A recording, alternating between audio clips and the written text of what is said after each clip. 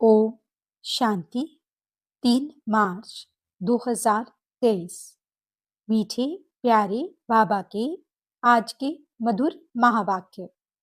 आज की मुरली के कुछ विशेष पॉइंट्स। आज बाबा हमें समझाते कि हम बच्चों को अब कोई भी ऐसा कर्म नहीं करना जो हमें भ्रष्ट बनाए। हमें श्रेष्ठाचारी बनने के लिए अंदर से सभी भूतों को निकाल देना है। कदम कदम पर शिव बाबा की मत जरूर लेनी है। एक बाप की याद और ज्ञान सागर के ज्ञान से सुंदर ज्ञान परियां बनना है। बाबा समझाते कि जो बच्चे सदा अपने सामने सर्व प्राप्तियों को इमर्ज रखते हैं वह उड़ती कला में उड़ते रहते हैं और इस कारण समस्या रूपी पहाड़ को भी सेकंड में पार कर लेते हैं। तो चलिए सुनते हैं आज की बाबा की मीठी प्यारी मुरली। ओम शांति। बाबा कहते, मीठे बच्चे, जब स्वच्छ पौधों पर 5 विकारों की मैल चढ़ती है तब भ्रष्टाचार बढ़ता है। अब तुम्हें श्रेष्ठाचारी बनना और बनाना है। प्रश्न, श्रेष्ठ बनने के लिए श्री श्री शिव बाबा की श्रेष्ठ मत कौन सी मिलती है? उत्तर, श्रेष्ठ बनने के लिए बाप की श्रीमत मिलती है। बच्चे, कम से कम 8 घंटे मेरी सर्विस पर रहो। 8 घंटा भल उस गवर्नमेंट की सर्विस करो, लेकिन 8 घंटा मुझे याद करो, वह स्वदर्शन चक्र फिराओ। साथ साथ शंख ध्वनि करो। सबको कहो कि गृहस्थ व्यवहार में रहते कमल फूल समान रहकर बाप से वर्षा लो। गीत, किसने यह सब खेल रचाया? ओम शांति। मीठे मीठे बच्चों ने गीत सुना। बच्चे पहले बहुत ही सतयुग के सुख भोगते थे, बहुत मस्त थे। खुशियां ही खुशियां थी। सिर्फ भारत ही था और कोई खंड नहीं था। भारतवासी यथा राजा रानी तथा प्रजा सब बहुत मजे में थे, खुशी में थे। कभी कोई भ्रष्टाचार नहीं होता था। सतयुग में देवी देवता श्रेष्ठाचारी थे, जिन्हों की कितनी महिमा गाई जाती है। महिमा यथा राजा रानी तथा प्रजा सबकी होती है, फिर माया आकर चटकती है। यह भी ड्रामा बना बनाया है, जिसको अच्छी रीति समझना है। बाप के सिवाय कोई समझा न सके। बाप ही भारत और विश्व को सदा सुखी शांतमय बनाए, सब कुछ करके फिर खुद छिप जाते हैं। ये किसकी महिमा है? परम पिता परम आत्मा की। भारत में जब स्वर्ग था तो देवी देवताओं का राज्य था, सतो प्रधान था। दुख का नाम निशान नहीं था। फिर आधा कल्प बाद रावण राज्य हुआ। सतयुग के देवताओं के लिए गाया जाता है, संपूर्ण निर्विकारी मर्यादा पुरुषोत्तम। वहां तो कभी भ्रष्टाचार हो नहीं सकता। वहां तो श्रेष्ठाचारी थे। पौधे जो स्वच्छ थे उन पर 5 विकारों की मैल चढ़ने से भ्रष्टाचार होते होते अब पूरा भ्रष्टाचार हो गया है। राजा रानी तथा प्रजा जो श्रेष्ठाचारी थे वे सब अभी भ्रष्टाचारी बन पड़े हैं। गाते भी हैं, मुझ निर्गुणहारे में कोई गुण नहीं, आप ही रहम करो। ओ गॉड फादर, रहम मांगते हैं। देवी देवताओं के आगे जाकर कहते हैं, हमको ऐसा बनाओ। ड्रामा को तो जानते नहीं कि वे फिर ऐसा कब बनेंगे। तो तुम श्रेष्ठाचारी थे, भ्रष्टाचार का नाम नहीं था। इस समय सभी मनुष्य भ्रष्ट बन पड़े हैं, यथा राजा रानी तथा प्रजा। अब भ्रष्टाचारी से श्रेष्ठाचारी कैसे बन सकते हैं, यह कोई नहीं जानते हैं। यह है ही पतित दुनिया, भ्रष्टाचार होना ही है। अब बाप कहते हैं, जो कुछ समझो वह फिर औरों को समझाओ। बाप की महिमा गाते हैं। अपने आप सब कुछ करके अपने आप छिपाया। निराकार भगवान को आना जरूर पड़ता है। शिव जयंती मनाते हैं। कैसे आते हैं? अभी तुम बच्चे जानते हो। शिव है पतित पावन। उनको आना ही तब है जब सारी सृष्टि पतित बन जाती है। उसको आकर पावन बनाना है। दो चार को तो पावन नहीं बनाएंगे ना। यथा राजा रानी तथा प्रजा पावन थे, फिर अब यथा राजा रानी तथा प्रजा पतित हैं। अभी तो राजा रानी है नहीं। जानते हैं राजे लोग थे, अब उन्हों की राजाई है नहीं। ब्रिटिश गवर्नमेंट थी तो साहूकार लोग, जमींदार आदि धन देते थे। कोई ने 20-30 हजार दिया तो टाइटल मिल जाता था। बाबा अनुभवी है ना। शिव बाबा ने भी अनुभवी रथ लिया है। ऐसा वैसा रथ थोड़े ही लेगा। बड़े बड़े राजाएं होते हैं तो वे घोड़े बहुत फर्स्ट क्लास रखते हैं। जानवरों में भी कोई कोई बहुत अच्छे होते हैं। जैसे ऊंट कोई बहुत अच्छे होते हैं। बैठो तो जैसे एरोप्लेन चलता है। कोई तो ऐसा होता है जो बहुत डंडे लगाने पड़ते हैं। तो बरोबर ये भारत 5000 वर्ष पहले स्वर्ग था। यह तो मशहूर है। क्रिश्चियन लोग भी कहते हैं क्राइस्ट से 3000 वर्ष पहले स्वर्ग था। तो बरोबर कल्प 5000 वर्ष का हो गया। खुद ही कल्प की आयु बतलाते हैं, फिर सतयुग को लाखों वर्ष कहते हैं। ऐसी ऐसी पॉइंट्स बाबा समझाते हैं जो धारण कर दूसरों को समझानी है, परंतु समझाते नहीं। अभी तुम बच्चे जानते हो, बरोबर हम श्रेष्ठाचारी थे। यथा राजा रानी तथा प्रजा श्रेष्ठ थे। शेर बकरी इकट्ठे जल पीते थे।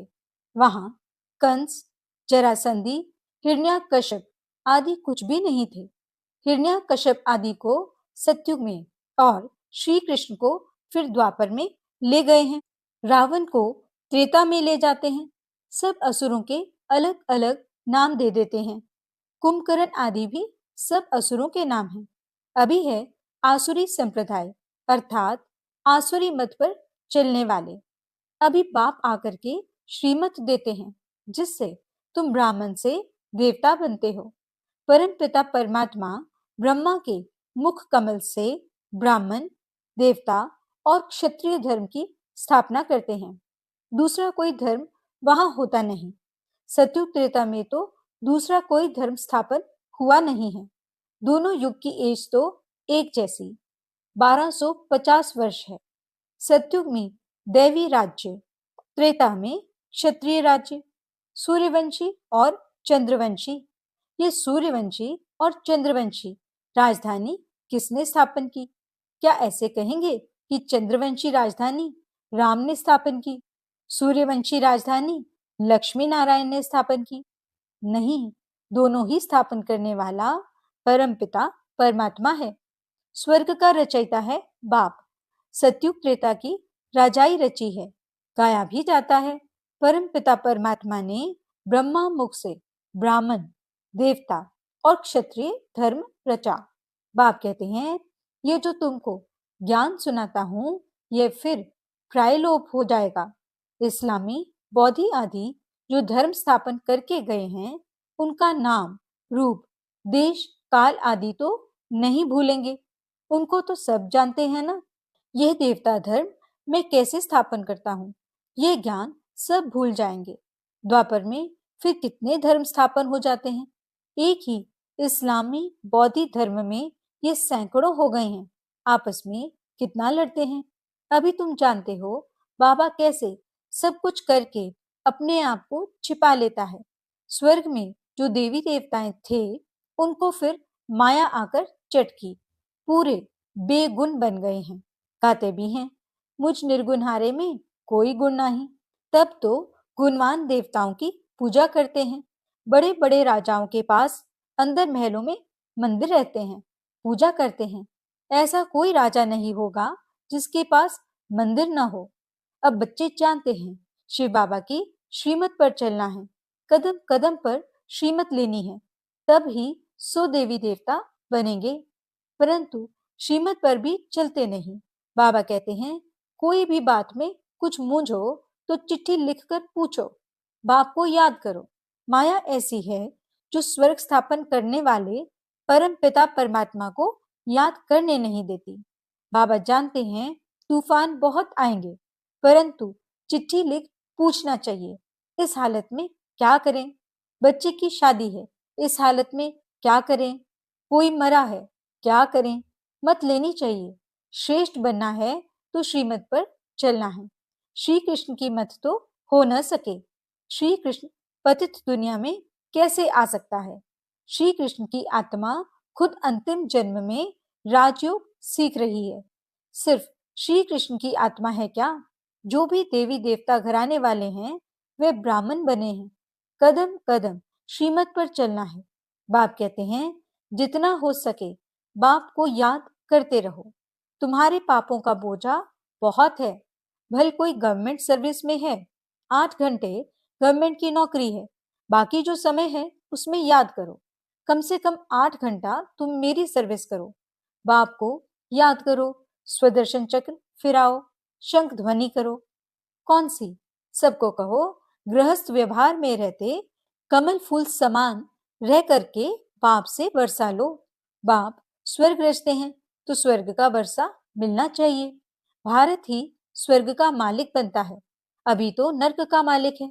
नर्क में दुखी होते हैं, तब बाप को याद करते हैं, परंतु जानते नहीं कि बाप क्या देगा।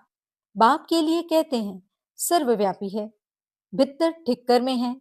बाप कहते हैं तुमने कितनी भूल की है, परंतु यह भी ड्रामा में नूंद है। अब उनसे बाहर निकलो। ये भक्ति आदि करते करते तुम तंग हो गए हो। अभी भक्ति भी व्यभिचारी हो गई है। मौत आकर सामने खड़ा है तो श्रीमत पर चलना चाहिए, परंतु बच्चे ऐसे बाप को भूल जाते हैं। माया रावण का राज्य कैसे चलता है यह भी कोई जानते नहीं।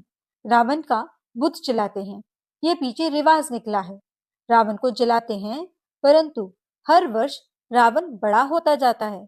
आगे 10 फुट का बनाते थे, फिर 15 फुट का बनाया, फिर 50 फुट, एकदम छत जितना लंबा बनाते हैं। बुद्ध का भी बहुत बड़ा चित्र बनाते हैं। इतने बड़े मनुष्य तो होते नहीं, जास्ती में जास्ती मनुष्य 6 फुट होंगे।